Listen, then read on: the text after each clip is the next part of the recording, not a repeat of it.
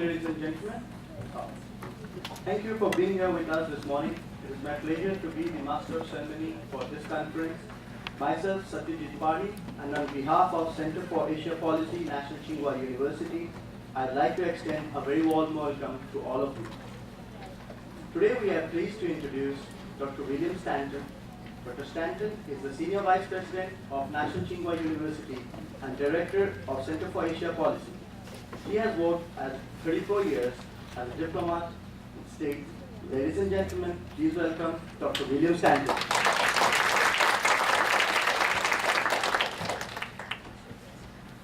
Good morning, everyone.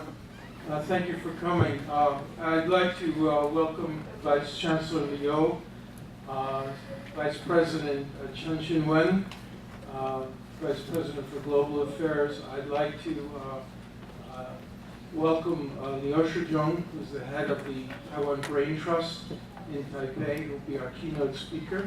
I'd like to welcome faculty members who have shown up, and particularly our guest speakers and participants from the Philippines and from India. And I'd like to welcome all of the students who came today. Thank you very much. I'm going to talk about, since the focus is on democracy in Asia and recent developments, and we'll be particularly focusing on these 6 countries, Taiwan, India, Indonesia, Philippines, Thailand, and Myanmar. I thought I would begin by an overview a bit of democracy, the subject of democracy in the world. The interesting fact is that only 3 countries in the world do not claim to be democratic. So you get extra points today. This is a quiz. If you can tell me what those countries are. And if I've already told you the answer, you can't speak up, like Dr. Wilkerson, who just walked in. He's not allowed to answer. But does anybody know what countries do not claim to be democratic? It's only 3. As far as I know, as far as I can tell. Remember that countries like North Korea, which has a dictator, calls itself the Democratic People's Republic of Korea.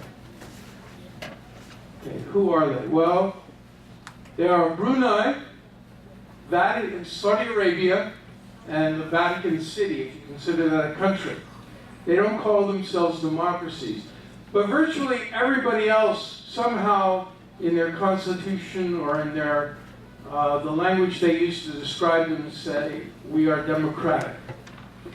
So what do we conclude from this? That most countries in the world are democracies? Or rather that most countries think it sounds good to be called a democracy? I think the answer is the latter.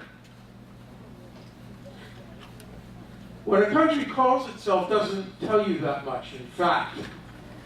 Here we can see a map of the world that shows there are presidential republics, there are parliamentary republics, there are parliamentary constitutional monarchies.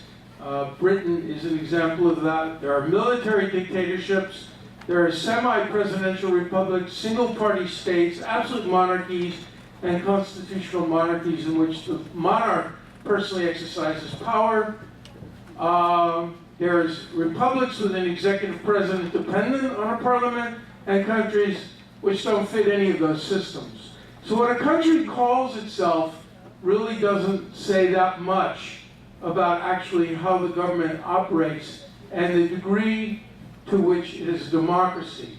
The meaning of, and I'll come to this again later, of democracy is, of course, comes from the Greek roots, which means ruled by the people. Now, in The Economist, they have an intelligence unit. They did a democracy index map for 2012. And one way they just try to decide among all these democracies, or people who call themselves democracies, is they have a distinction between full democracies, flawed democracies, hybrid regimes, authoritarian regimes, and those with insufficient information. So they can't decide what they are. Now you'll note that even countries that pride themselves on being democracies, according to The Economist, like the United States, is not considered in the highest tier of full democracies like Canada, like Australia, like New Zealand, like Switzerland, like the Nordic countries. So it depends on you how you rate it, and there's much dispute over all these different rating systems. A brief history of democracy. In general, we always say that democracy, and we have an anthropologist in the room, and he would debate this. He would say that at least in small groups, democracies have always existed in some form, in the sense that democracy means consent by those who are led or governed. They agree to be who their ruler will be. But in the 5th century, before Christ, or 500 years before what we consider the year 0 according to the Western calendar, democracy developed in the Greek city-state of Athens, which was Athens and the surrounding territory, and it was also present in some of the other Greek cities. It was a system of direct democracy in which the citizens voted directly on legislation and executive decisions. But significantly, and this you'll see is a consistent pattern, participation was not open to all residents. To vote, one had to be an adult, one had to be male, and the number of those who were actually allowed to vote varied between about 30,000 and 50,000 people out of a total population of 250 to 300,000 people. So selective. Now, US democracy suffers actually throughout its history for some of the same pattern. Many people will claim that the United States in 1776, when the Americans revolted against Great Britain, produced a democracy, although in fact rights were limited in many respects, and for that reason some dispute that the US is the first and oldest modern democracy. And if you get online, you'll see great debates about this, and people have all sorts of alternative suggestions. But let's remind ourselves how slow progress was. The United States, it took until 1920 before women were allowed to vote. Now, in 1863, Abraham Lincoln, president, said that African American people, black people, were emancipated, they were free.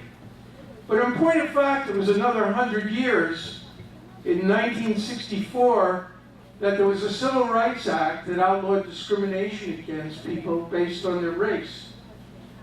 And it was another year, 1965, before the US Congress specifically outlawed discrimination on the basis of race in allowing people to vote. And if you follow some of the current debates in Congress, there are many people who continue to try through various methods to limit who gets to vote, particularly in, I would say, in the South, where there are still a majority of African Americans may live. I don't know if it's a majority, but a great number do. And also, it wasn't until 1971, brought on by the Vietnam War, and the idea that 18-year-olds, in some cases 17-year-olds, were going off to fight a war, but they had no right to vote. But in 1871, the fastest amendment ever was passed, the 26th Amendment, which meant that people 18 years of age and older could vote for the first time. It used to be 21. Now, next one. There are also percentages of people who say, well, we can decide on democracies by those who actually have elections. And in that sense, the number has been increasing. It's up to about 63%. This is according to Freedom House, as of about 2013. But even when you say there are electoral democracies, there are democracies, and then there are democracies. So not all democracies mean the people rule. Now, one way people distinguish among democracies is the Economist Intelligence Unit says, well, certain special countries, which are better than the rest in terms of being democratic, are these 25 countries because they're full democracies. So if you're not part of that list, you're less than a full democracy based on the criteria they choose, which can be debated, of course. Then there's an organization called the World Audit Organization. And what they do is they take democracies and they rank them. So according to that ranking, Taiwan comes out pretty well. It comes out number 29th in the world. India comes out 52, but still pretty high up there. And then the Philippines 56, Indonesia 62, Thailand 97, and Myanmar 126. Not even as good as China, which is 118. So another kind of ranking system to say, you know, how good a democracy is it? There's also, and this is done by the, I forget now, it's the Democracy Rating Organization. They rate democracies according to how good they think they are. And one of the things you'll notice is that, I don't know if you can see this, but the tend to be small Western European, except for Germany, which has a large population, but relatively small countries in population in Western Europe. And on this ranking, China comes in 107, Yemen is last at 115. Then there's the Nobel Prize Organization, actually has its own rating system. And they rate countries as democratic countries, they just decide that, as partly democratic countries, and then as non-democratic countries. And of course, all of these can be disputed. Now, what probably people turn to most now, because the arguments over democracy and what's a real democracy continue, is people say, well, let's not judge a place by what they say or what the system of government is, but let's decide on the basis of freedom. And if you look at the Freedom House Map of Freedom, their 2014 report, judges freedom as of 2000 through 2013. And on this map, you'll see that India comes out high, Taiwan comes out high, freedom not very free here, that's not free in Burma or Myanmar, and